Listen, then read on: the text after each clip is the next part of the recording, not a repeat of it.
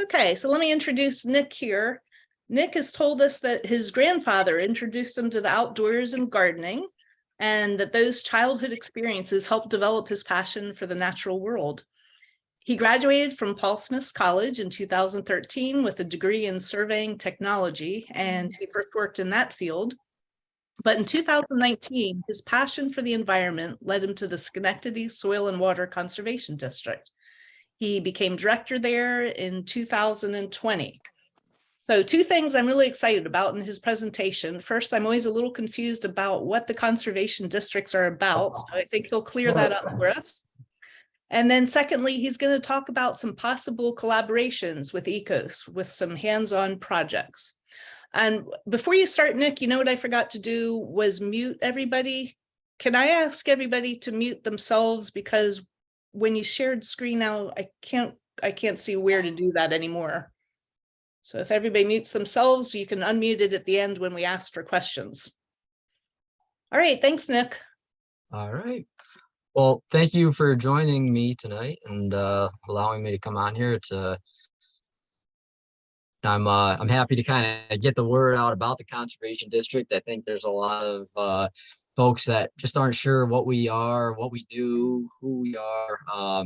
So I like to let people know when I'm talking to them what the district is about, you know, how we're kind of structured, and let them know that, you know, the district is really there for the public. And we're here to conserve the natural resources of Schenectady County, and just make tomorrow a better day for you know, our next generation. So I hope to clear up some of those maybe questions that some of you guys have. Who are we? What can we do for you, the community, and the natural resources of Schenectady County? The district is now fully staffed. This week, we just hired our new district technician. So I'm happy to say that we are fully staffed now after a small lapse in some vacancies in our crew. But you can see the district employees and our 5 district board members, which we have some that have been on the board for 30 or 20, almost 20 years, and some that just started this year, well, in 2022. So a good range. We have we have 2 farmers, 2 county legislators, and then just an at-large rep on the board. So diverse board to try and get, you know, everybody's you know, opinions in the discussion, and you know, kind of shape where we're headed and what we're working on. So some history about the conservation districts. Districts are created upon the county legislative body saying that soil and water resources are important. We want to try and control and prevent soil erosion, prevent floodwater and sediment damages, and those are concerns of the public, and they want to try and have those mitigated. So in 1937, Franklin D. Roosevelt recommended the enactment of the Soil Conservation District legislation.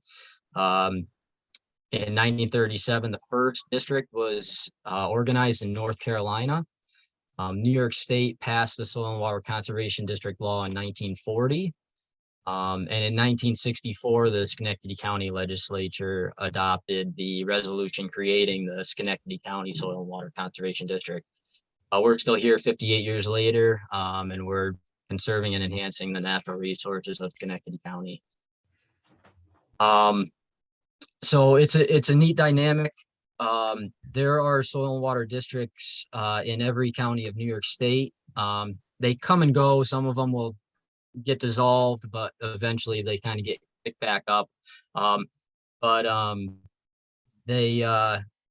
They all are out there kind of doing different things, which is the neat thing about soil and water conservation districts. In Schenectady County, we don't have as much ag as other counties. We do have some smaller beef farms, a lot of hay operations, some smaller, vegetable farms and that sort of thing. But if you look to like some of our neighbors, Montgomery County, they have, CAFOs, concentrated animal feeding operations, large dairy operations. Obviously, the resource concerns on those farms are larger than, or are more important than some of the smaller farms that we have in Schenectady County. And when we go onto a farm, that's what we're looking for, is we're looking for the resource concerns and trying to address those. So just every district is kind of unique in what they focus on. And we're a more urban county. And I feel like a lot of our work is, in that those urban areas. And we're doing stuff a little bit different than other districts. But we found our kind of niche with, the compost facility and then those other programs. So, and I feel like we're building on that. So that's good. That's what we're always trying to do, is build and make the district bigger and just, provide more to the public. So districts, it's neat. We are non-regulatory. We are here to help, to help the farmers, help, the public. We're not out there, issuing tickets, that's DEC's job. They're the regulatory agency. We are the white hats. We're there to help. We're there to just protect the resource. We really are hands-on. We try and get our feet on the ground, actually implement the projects, do the work. Districts are partnership driven. That's what we kind of thrive off of. We wouldn't be able to do it without the partnerships that we've established and people have, allowed us to build. So it's a great working environment to work with different people. In the 3 years I've worked here, the people I've met have just been awesome. And I'm meeting new people every day. So it's really neat. And I can't say enough about the districts. We range from technical assistance, educational programs, and then we work with residents, local governments, and schools. So everybody. We'll work with private companies. We're there to help everybody.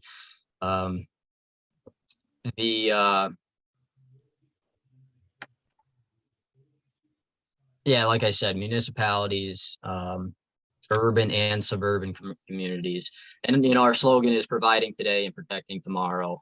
And I think that's one of the big things we need to do. And we need to think about the future, as we go forward. We have a huge impact on this planet, and trying to protect what we can is important. So here's our main programs. We are currently administering through the Schenectady office. Our ag program is small, but we are trying to grow that with the new district tech that we just got back on, filling that vacancy. We're hoping to get that program kind of going again. And that's the AEM program, the Agricultural Environmental Management Program. We obviously operate the compost and recycling facility, which some of you toured with me and got to see that operation. We do have an education program, and I'll share some of the things we're doing in that realm. Our annual tree and shrub program, some of you guys may have purchased trees off of that in the past. We're planning to continue that, and we look forward to that every year. It's kind of neat to get those conservation plants out there in Schenectady County, and it's a pretty good benefit. The trees are small, but they're definitely not you know, as prices went to a nursery or something. So that's the benefit. The Adopt the Flower Space program, that is really within the city of Schenectady and then the municipalities within Schenectady County. We work to distribute flowers for that program and provide pollinators with habitat, you know, native insects and that sort of thing is our goal there. So that's and a beautification. There's an aspect of that in that program, just to bring those flowers and colors to the city and the municipal spaces. More recently, we've gotten into tree planting. That was really since I've been on board. There was a windstorm in October of 2020 that kind of kickstarted that, with National Grid providing Schenectady County with some money to plant trees, and the county gave that to us to administer. So that was really a neat thing, and really kind of kicked that off for us. And I think it's a good thing for the community and the environment. Habitat enhancement is also another new one. We kind of just gotten into that with some wildflower plantings that we've been doing around the county. So that's kind of neat, and I'm excited to see where that goes in the next few years. The technical assistance, so we can provide, you know, assistance to landowners, municipalities, schools on, you know, a broad range of topics, soils, you know, water resources, drainage. So we can provide any assistance there. And it's as easy as calling up the office. And if we don't know how to do it, what's great about districts is our connections with other districts. There's, you know, Montgomery County, we have a great relationship with them, and they have, you know, great experience with you know, drainage and that sort of thing. So we can kind of bounce things off of other districts, and that's the neat thing about the district family. And trail maintenance, last but not least, you know, it's one of those things we're tasked with by the county to maintain the trails, and it's a big lift for, you know, not a huge staff, really. A crew of 2 people to now 2 people. I really just had one guy prior to a few weeks ago. So things are looking good for 2023. I'm looking forward to the future. So as I said, AEM is our ag program, and what we're looking for is the resource concerns on the farm. You know, so this may be you know, a manure storage facility that may be, when we have heavy rains, the leachate may flow into a nearby stream, you know, and obviously that's not good for the stream habitat, the aquatic life, drinking water resources. So we want to try and address that resource concern on the farm, and you know, provide for quality water within the county. So this program is open to all farmers. It's voluntary. As I said, we're non-regulatory. We have an AEM strategic plan geared towards where we want to focus our efforts. And that comes down to watershed and priority watersheds. So obviously the aquifer within Schenectady County is a priority area.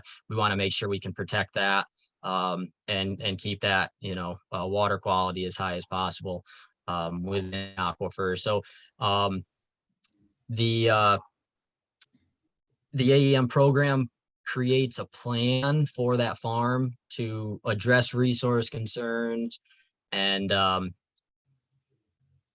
we use best management practices in order to do that. And NRCS come up with standards for those best management practices.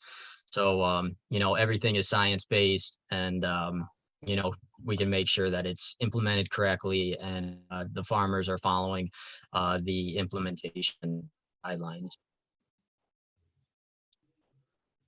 As some of you may have toured, the compost facility is a huge part of Schenectady County Conservation District. And that's unlike any other in the state. And that's just another example of how districts are so different. But we found this compost facility to be, a benefit to the residents, the municipalities, um, and our natural resources. We're producing the compost that goes back into the ground to feed our plants, feed our vegetable plants, which then feed, mouths within Schenectady County. So it's really, I like to think of the compost facility as about as full circle as you can get. We're taking in the yard waste, grinding it up, composting it, screening it out, and then eventually, it comes back to the facility in tree limbs and leaves and stuff. So it's really full circle. Otherwise, the material would go to the landfill. So the savings or the environmental benefit there is huge. As far as driving the material to the landfill and then having it sit in the landfill for years and years, releasing methane and other greenhouse gases. So really a neat thing that the district kind of picked up, and that was started in 1988. So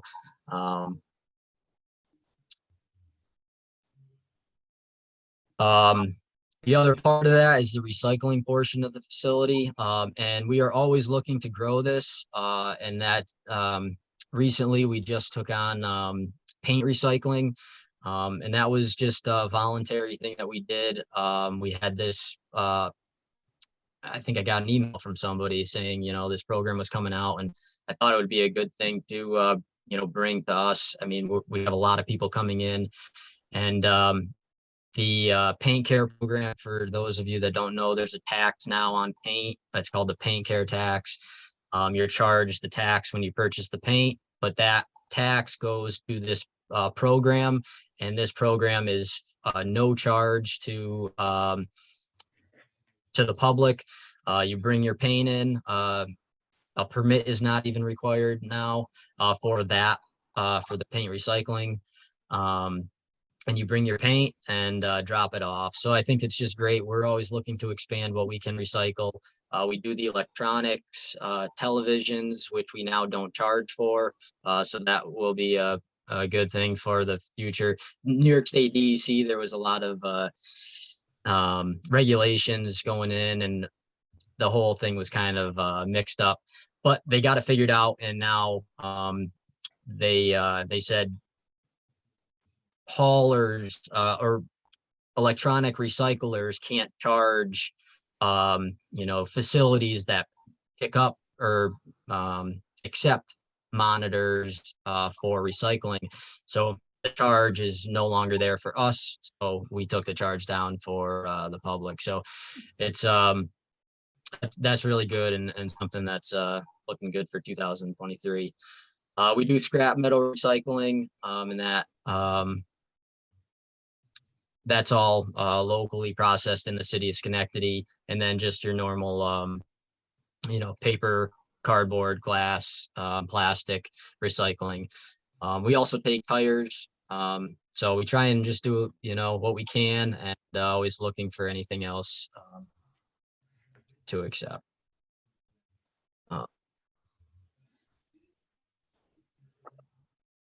So moving into education, I can't take credit for all this. The partners we have are just awesome. The people I've met along the way that have allowed us to kind of come in and do some of this work.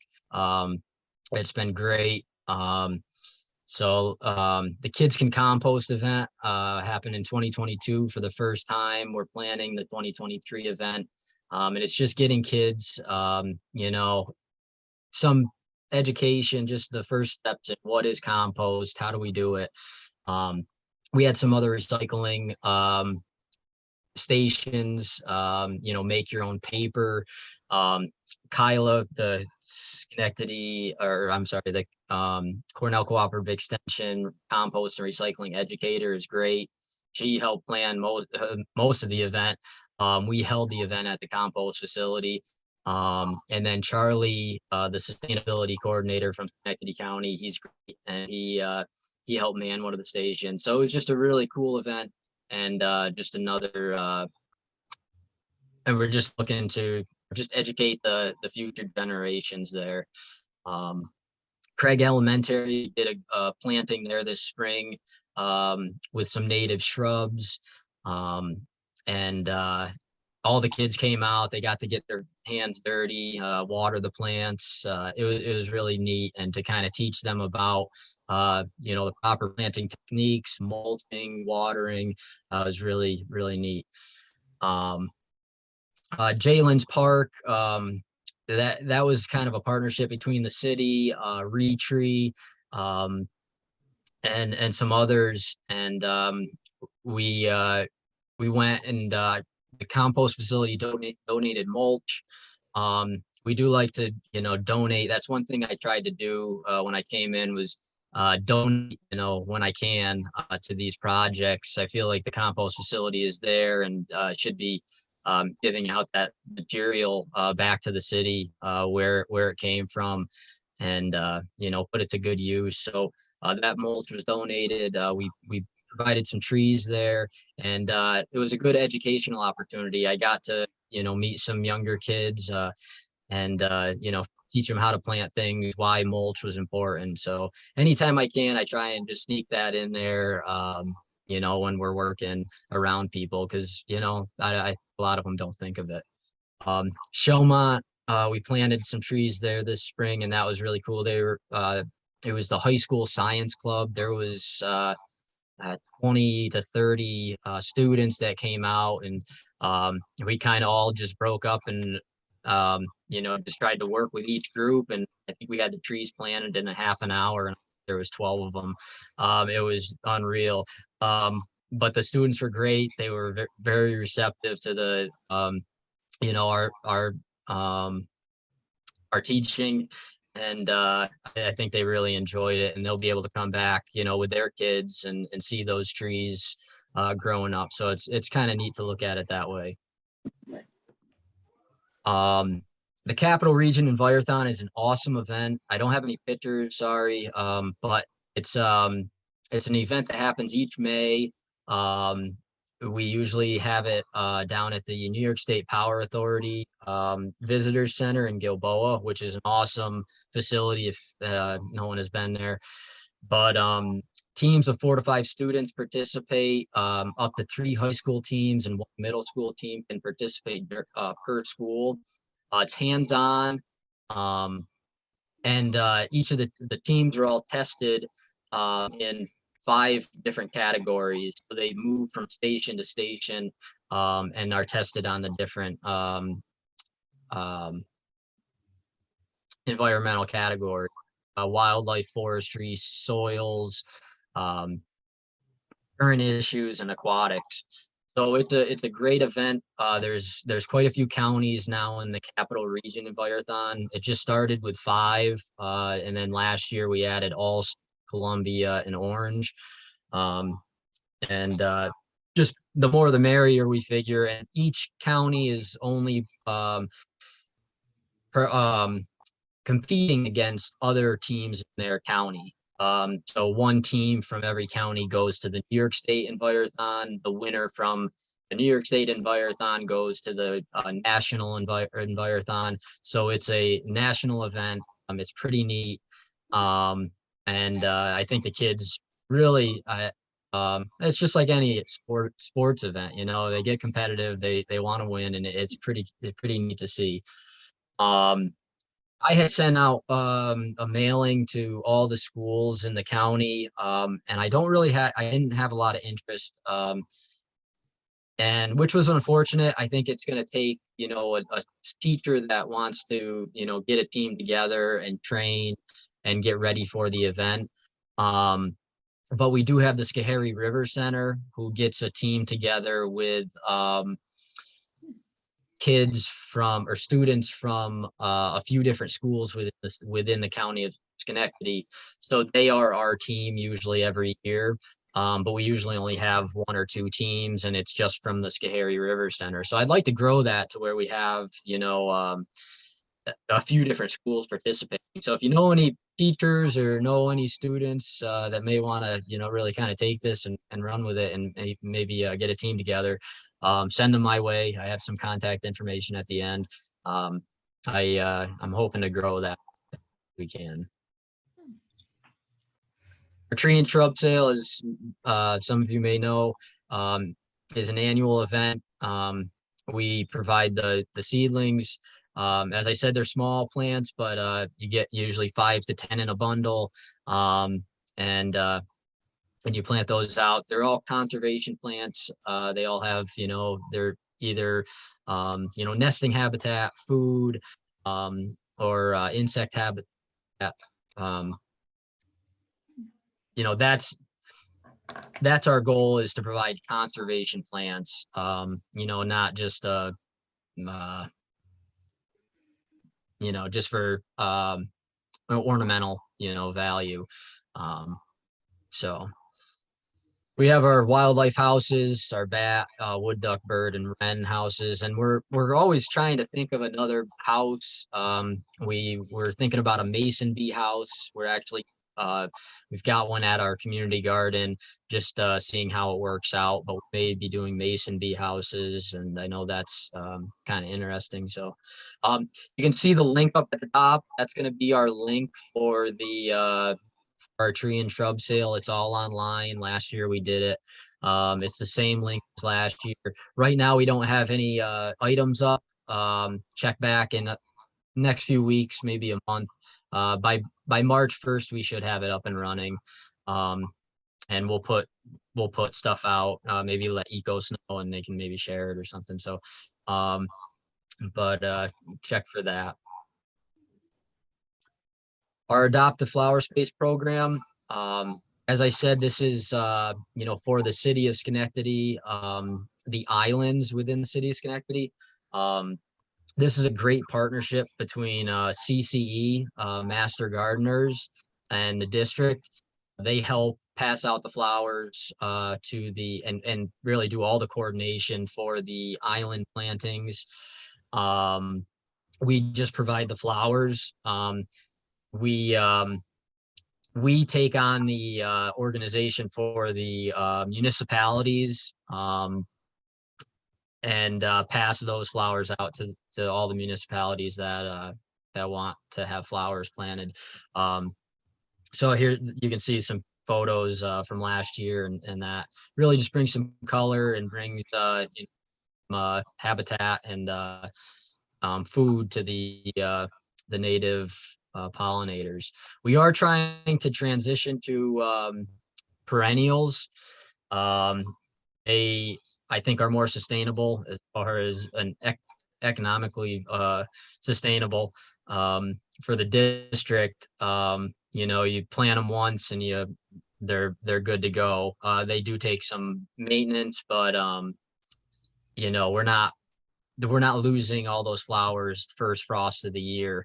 So we are looking and working with the master gardeners to transition the program to perennials. It's going to take a lot of planning on our part to maybe do some design work within the municipal areas and the island spaces. And maybe we don't totally get rid of the annual flowers because they do provide some color that perennials just don't. So, maybe just find a balance and maybe lessen the amount of flowers that we're purchasing each year. So I look forward to that program and what that's going to look like in the coming years. The master gardeners have been great to work with. And again, just those partnerships have been really key for the district. As I said, tree planting is kind of new to us. Everything you can see is 2021 and 2022, but it's really a thing we've looked forward to each year and have really, got a lot of enjoyment out of. It really got kickstarted in from the windstorm in 2020, but we've planted quite a few trees since then, and look forward to continuing that. We I love this picture from Zoller. I did not take the photo. I believe it was Rebecca Henriksen, who has been great to work with over at the City of Schenectady School District, the farm school coordinator over there. Just really neat to have the kids involved. We had over 200 students come out and help plant the trees over there. Thanks, Steve, for giving me a hand with that. Steve Jones helped me out planting. It was a great event, and MLK was the same. It was pretty neat to get those trees in the ground. But a lot of kids, you know, I think benefited from that.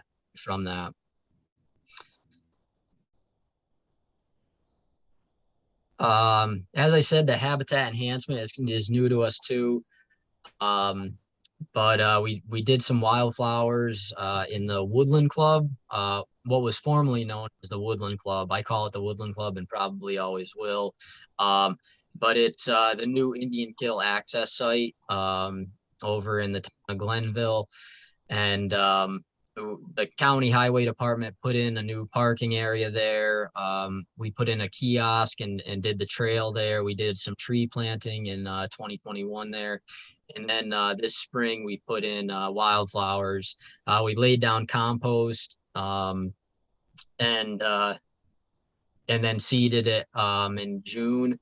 And we had plenty of wildflowers come up, and we did an annual mix for the birds. It had sorghum, millet, sunflowers, and the birds every morning when went in there, they would just, you know, explode out of there. So it was really neat to see. The turkeys were in there. It was, I think we brought a lot of, you know, food to the local bird population, and the pollinators will benefit from for years to come there. So that was pretty neat. And then Blatnick Park, that's a recent thing we've been working with. We've been working with the town of Niskayuna and some concerned citizens over there with the grassland birds, and they've been doing a great job, you know, advocating for no mow areas or low mow areas. And they have set aside some of the parkland for no mow to promote those grassland birds. And we helped out this fall with providing some compost and then helping seed the areas with wildflowers to come up in the spring. So that was a neat project that we just were recently involved in. So it'll be neat to see that in the spring and see what that looks like.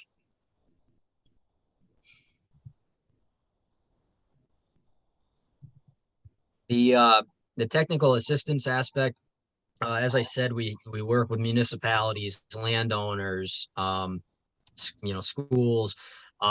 There's some examples here. The beaver deceiver in 2020, we put in on Reynolds Road in the town of, that's Princetown there, over by Mariahville Lake.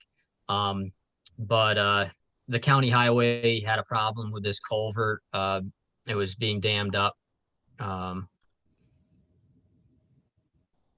by the local beaver population, and we kind of did some research, and this beaver deceiver, the idea is to discourage the beavers from damming as they get further away from the as they dam further away from the culvert pipe. The flow actually decreases, so it as they build the dam, they're making it worse. So they just kind of give up. And it really did work. Surprising, we were kind of skeptical, but it worked. And the structure is still there functioning. The road hasn't flooded since. So it was a neat project to kind of to implement.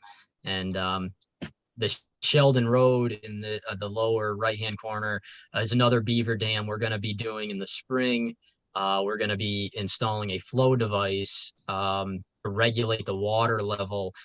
Sheldon Road floods just about every year, the county highway has said to us. So, they asked us to maybe do something about it. So we got permission from the landowner. We got the permitting from DEC to implement the project. And we're planning on doing that in the spring. We provide permit assistance to the landowner. Sometimes DEC can be tough to work with. So just having, somebody knows how to submit the permit, the right things to submit, draw up plans can be helpful. So this is an example on Duane Lake. They had some erosion from the ice, actually, when the lake would thaw out in the spring. The ice would get blown up on their shore and cause quite a bit of shoreline erosion. So we worked with a contractor to get the permitting through DEC, and then the contractor came in and did the work. So just one of those examples. We can help residents, with DEC permitting. Stream cleanup.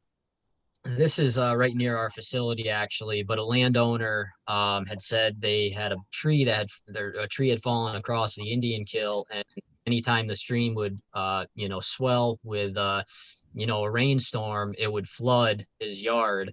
So we went in and we got the tree cut out. It was a blockage within the stream, and got it cleared out. So we did this back when Irene hit. I know we worked with the county highway department, and it's a neat thing with the conservation district. Municipalities aren't really allowed to go on private property to do any work. The conservation district, there's nothing against it. Our structure allows us to do work on private land. So, going up these streams and clearing them out after storm events is something that, we've done in the past, and, continue to do as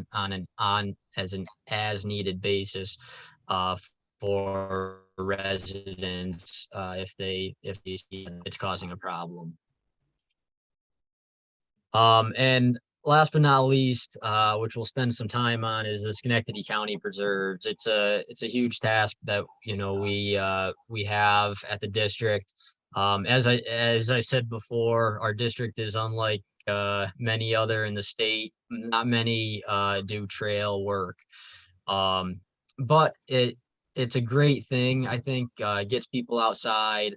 Many of the things we're doing in there are to preserve our natural resources, as far as erosion, and that. So it's a neat aspect of the district, but it definitely needs some work. As I've talked with some of you about, I think needs a little bit of a revamp on our program, and how we can best provide for the trails, and how we can administer these tasks and perform them.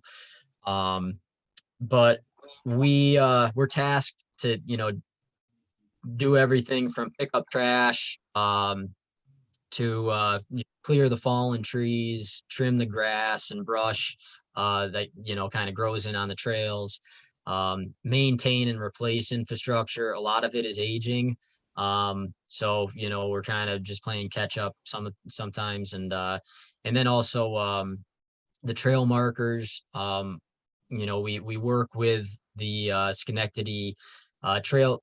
The Ski Acts Trail Committee in the past to mark some of the preserves, and then new projects are always on a list, but just finding the time it can be difficult. So we're looking to, like I said, expand this program, and maybe find a way that we can get some volunteers. We do have some great volunteers already. I think and growing that program can really help us out. So the program is the Trail Stewardship Program. And I have some other slides to go through and some photos. And as we go through them, you can see where these, I think, three, different volunteer opportunities can fit within the projects that we do and the maintenance we do. And I think there can be an opportunity for anybody who wants to help out. And we have some really interested individuals that really want to help out and do work in the preserves, and I think it's awesome. And I want to try and capitalize on it, because I think people just want to help out. That's just who we are, and the community that we have. So it's really neat. So like I said, I think there's a spot for everybody. And that can be, from parking lot and trail litter cleanup, which is, not very labor intensive, but, give somebody that satisfaction of giving a hand and, and volunteering their time. The next, category would be trail stewards. They would be the eyes and ears. So they are out there hiking the trails, letting us know of trees that have fallen down, projects that need to, get done as far as maybe erosion control or a muddy area. Just, be that communication between what's out in the field and the conservation district. And because we just can't be out there every day, and there's people that are out there every day. So using that, using those people that are out there every day just to let us know is great. And we have those people already, but I think growing that can only help and and uh, and make the preserves a better place. And then trail projects would be actually going out and implementing a project that we said was or that a trail steward may have said, we need to maybe think about this muddy area. Well, actually having a crew, or volunteers that want to go out and help out with, building the structure, or just, working the ground to make the issue, better. So the Indian kill, here's some past projects, and just some general maintenance that we've completed. As you can see on the left, trees are always an issue, falling down on the trail. This was a huge pine tree that had fallen on the Hemlock Hollow section of, well, near the Hemlock Hollow section of the preserve. And we got that call on I think Christmas Eve in 2021, and Dave went out and cleared that out. But that was an email, that I received, and just said, hey, there's a tree down at this falls. I think it needs to be cleaned up, because that trail was basically impossible. So it just helped us out.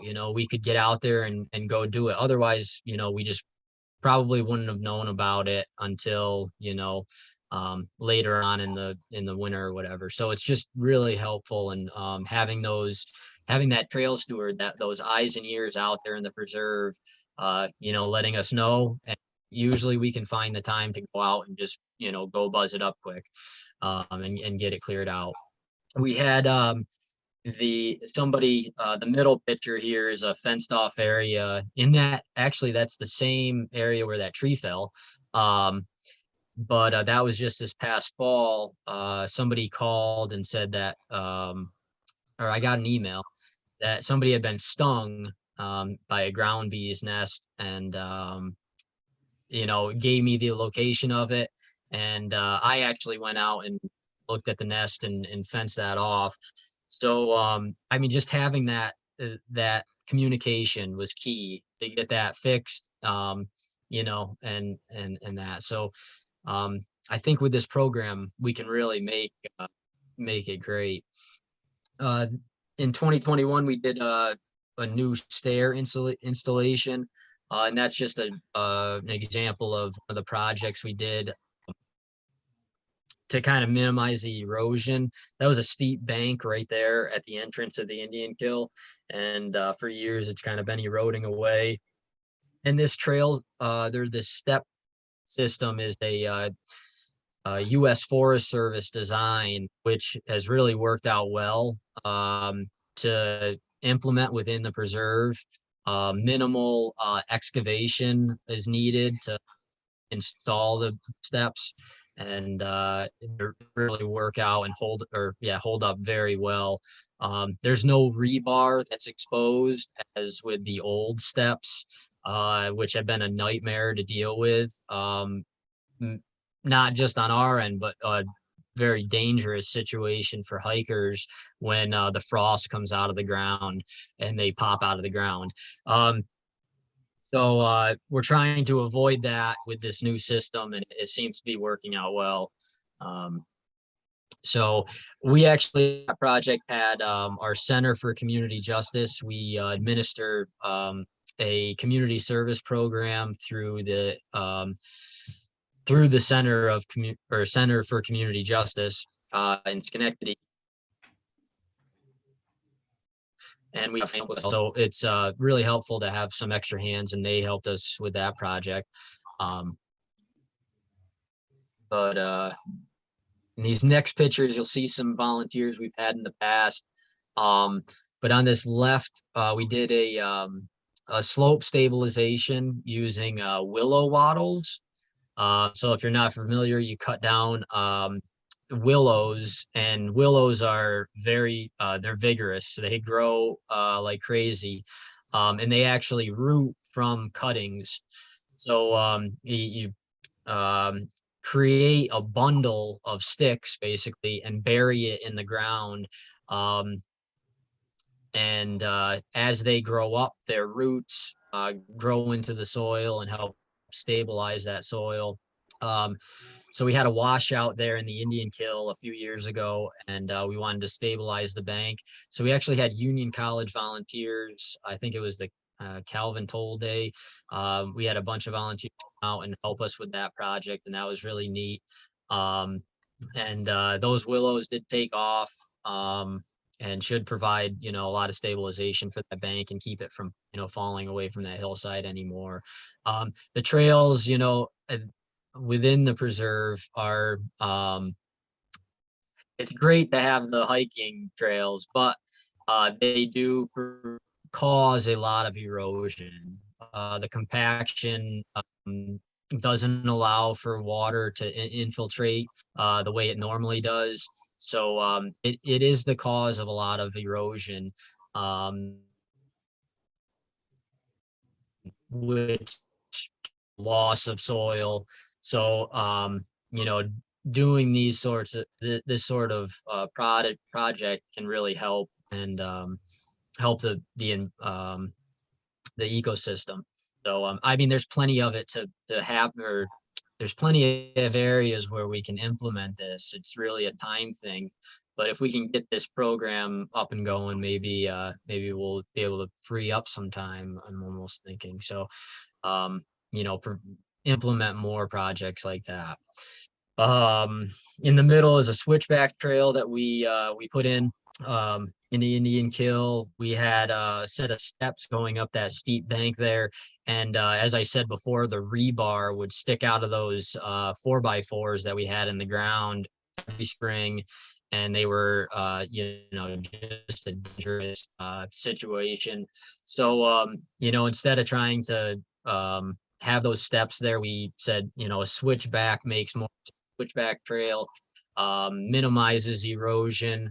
It's not as steep. You're taking the slope and minimizing it. So that's worked out well in a few different areas. We've done that in the Plotter Kill as well. And then we had some other trail erosion, and we used some diversions to mitigate that.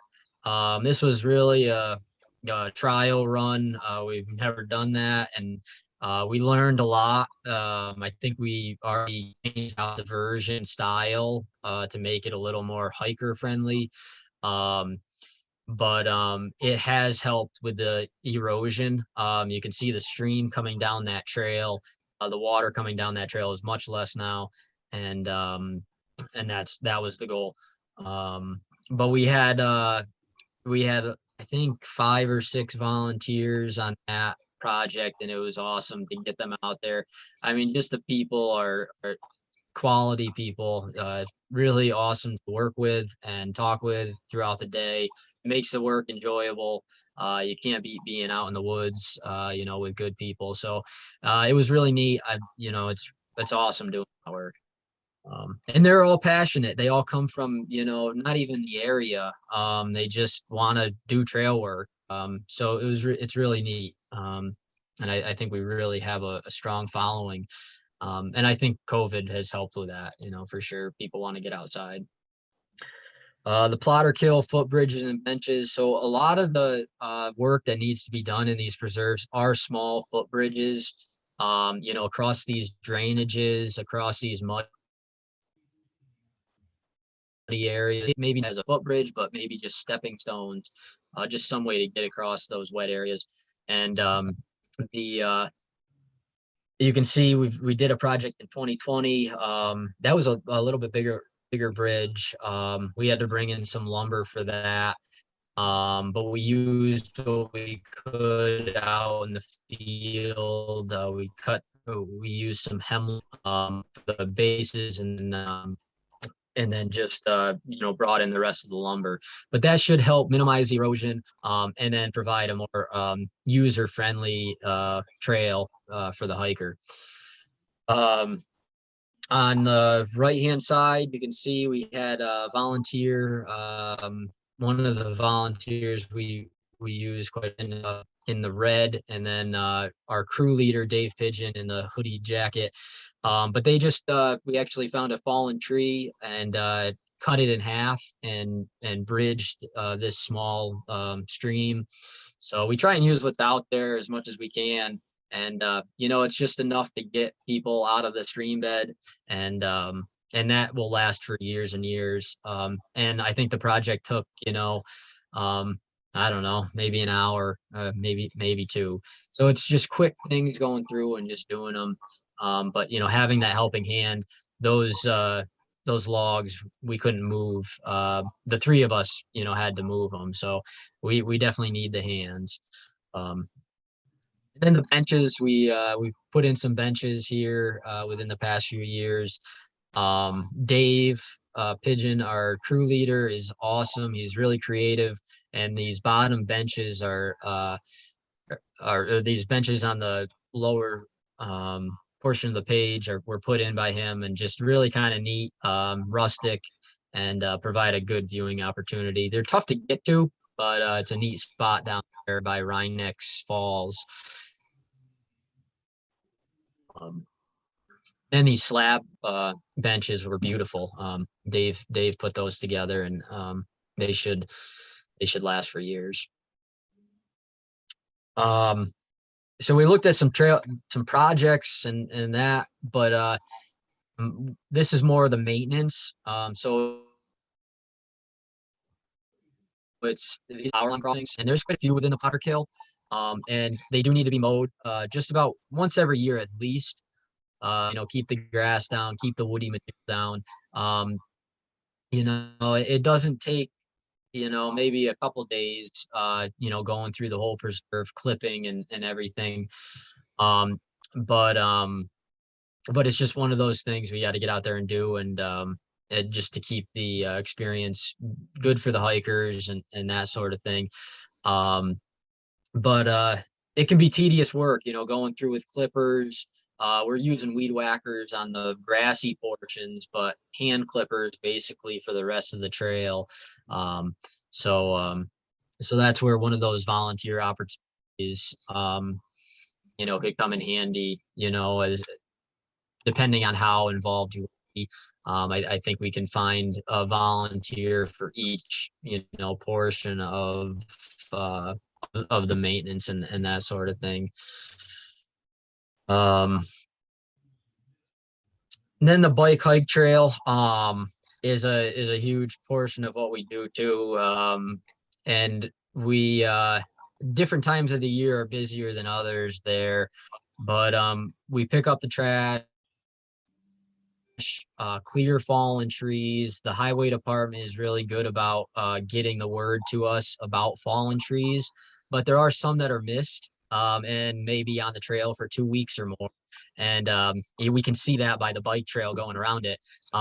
So having people on, that can report to us directly saying, hey, there's a tree down, would be, awesome. Would save us a lot of time and make the experience better for everybody else. So I think finding just those people on the trail every day or once a week can really maybe help us out. But then clearing leaves in the fall is a big task. We're out there usually at least once a week. Leaves are really falling to try and keep ahead of the leaves and keep it safe for the bikers. And then we're trimming branches, on the side of the trail, keeping the invasives back. Invasives are another part of the district, and we work with the Invasive Species Committee on a few projects and that. But yeah, the maintenance of the bike path is quite a bit. We also mow around all the barriers. So the county highway does all the large mowing, the large grassy areas, but any barrier, fence, we hand trim, using weed whackers and push mowers to trim around and keep that grass down. So it's quite the task. It's usually we usually have a crew of summer youth from the SJTA program that usually perform that maintenance throughout the summer, but there's still more in the spring and fall. So it's quite a bit. Oh yeah, and here's some other pictures of the bike hike trail and some of the projects. We were asked by a group who take care of the canal on Rice Road, and there's an old bridge abutment here that you can see from the old canal. There used to be a bridge across the canal, and they wanted us to clear it out just to kind of let people see that it's there and what it was.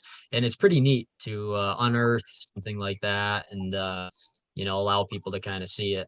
We also do erosion control.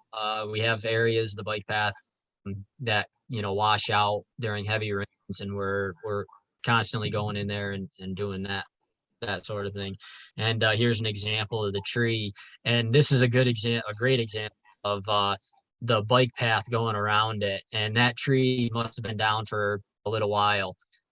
We just can't drive the path every day or even every week. There's just not enough time. But just having that open communication from somebody saying, hey, there's a tree down, usually we can get out there, and if we know where it is, we can access the path and have it done, within a half an hour. So that's just one of those things. I think this whole program could really help us out, save us a lot of time, help, improve the user experience, and also protect the resource all around. I think that completes it. I don't know, are we doing questions or? Yes. So can I ask everybody to unmute themselves and have a few questions, and maybe let's go back to not screen share and gallery view so we can see each other.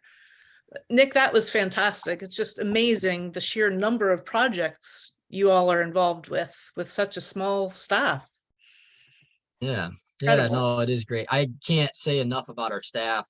The compost staff is great. They know the facility like the back of their hand, and I really have a lot of faith in them. And then our trail crew, which has really just been Dave.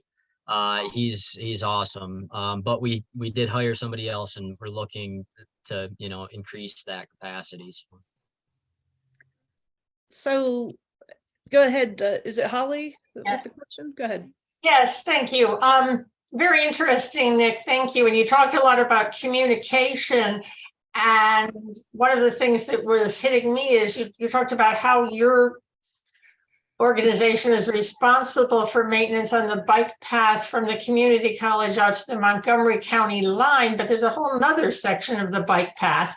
And if one is on the bike path and there's a fallen tree, how do you know whom to report it to? It sounds like different jurisdictions may be involved in different parts.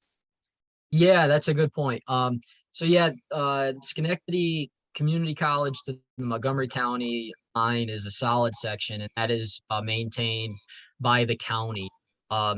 It's a weird dynamic because the state owns the trail, but then designates the maintenance responsibility to the counties or the municipality.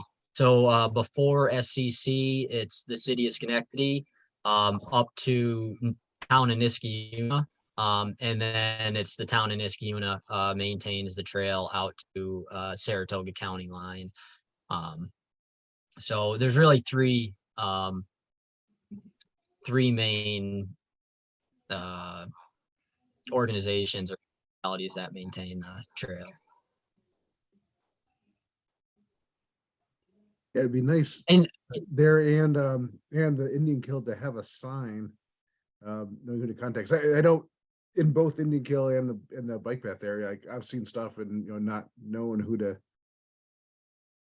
talk to. I mean, there's been stuff I've cleaned up myself with the handsaw because I didn't know any better. yeah, that's the thing we're going to work on. So I think having a QR code or putting my my email address or putting the email address for people to actually say, okay, here's how I can report this. So the goal is to create new maps before spring for the county preserves, and then probably find some areas within the bike path to post that. Maybe have I know for a lot of people the QR codes are big. I don't know how to use them myself, but I know people do use them. So I think that might be a good way to just have a link that it can send people to, and then allow people to report that. So that is the goal, is to have that open, by spring, and have that communication line open. Yeah, Nancy? Nancy? I'm wondering, I know that composting kitchen scraps is a different problem than composting yard waste, but it's also rather an important issue because of the methane that gets into the landfills, the amount of kitchen compost. Is there, and I thought for a while they were working on the possibility of doing it with the county facility. Do you know anything further about that? Yeah, so we are now working with Sikkim and Zoller Elementary. We have a compost working group that we're working with, the CC recycling and compost educator, Charlie, the sustainability coordinator. We're working on implementing a composting system at one of the community gardens, the Schenectady Urban Farms gardens, and that will accept food waste, I think, from one of the schools. I think we might work with Zoller for now, and it's really a pilot just to see what this system can handle, and then how the process works. It's an aerated static pile system, or ESP composting. So the idea is forcing air into the pile so that it is oxygen. It becomes a constantly aerobic condition for the microbes. So composting is actively taking place throughout the pile, and the composting process is sped up by this system, and it's anywhere from 30 to 60 days finished compost with a curing phase of another 30 to 90 days depending on the material. But this is really a pilot just to see how it works. And the static aerated, or the aerated static pile system can be scaled as big as you want. So we're hoping to eventually implement that at the county facility, as long as we can show that this really is, something that can happen. So you got to start small in order to grow big. So we're working on that for 2023. I kind of forgot to mention that, but yeah, that's going to be a big thing in 2023 is implementing that and seeing how it works. That's great. Thank you. Well, I think, well, go ahead, Margie. Oh, muted. Okay, I have a couple quick questions. First of all, I'm extremely impressed. I had no idea of all the undertakings. You have a lot of responsibility. But I have a question about how you communicate the need for volunteers for a specific project. If you're going out to do trail trimming or you're doing, bench work or something, how do you put out the call to volunteers? So right now we just have a small email list, and it's been established by the SKIAC Trail Committee. They kind of had volunteers already, and we've just worked off that list in the past. But I think and they've been very helpful with projects when we call out, just, hey, we're doing this project, you want to come help out, and we usually get a couple. But I think this new program, I think we would have the open line of communication directly with the district, and then we would just send out an email blast saying, hey, we're working on this project, if you want to come out, we're going to meet at this time, this date, and we're going to be doing this work. We're putting a notice in the Ecos newsletter. That's right. On that, to that effect, with your contact information in mind, so that we can gather volunteers from Ecos for any of these projects. Mm-hmm. Yeah, and one good thing that our social media intern was saying was that Union College students really like to be on the ground and get their hands in things. So we're hoping to expand our connections and collaborations with them too, and Nice. be a good way to get out there with them. Mm-hmm. I noticed some, I think maybe it was the Blatnick Field one, but some good signage. When you talked about the garden spaces, one of the things I remember from all these villages around France is every nook and cranny, every roundabout has native pollinators and beautiful signs to interpret it, to tell people about it, between the curb and the sidewalk.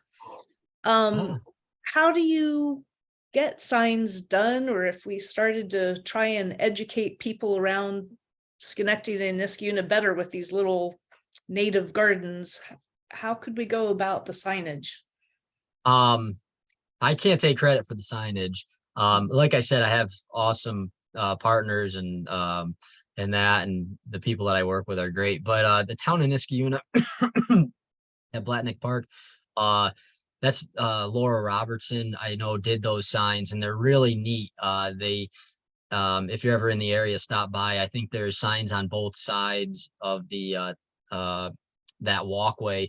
But yeah, it's educating the public on the No Mow initiative and what its purpose is. People may look at it and say, oh, this field, is overgrown, but really it's serving a huge purpose. So that education, right on the spot is critical. And those signs are really well put together. So I'm not sure where she had those made. But yeah, I think you're right. It really is critical to have that.